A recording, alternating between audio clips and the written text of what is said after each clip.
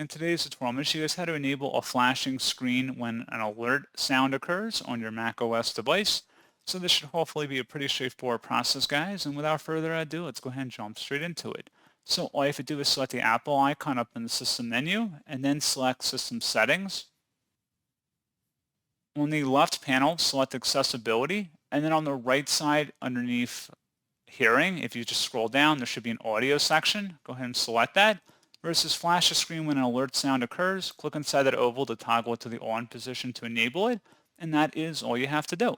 So pretty straightforward process, guys, and as always, thank you for watching. I do hope I was able to help you out, and I do look forward to catching you all in the next tutorial. Goodbye.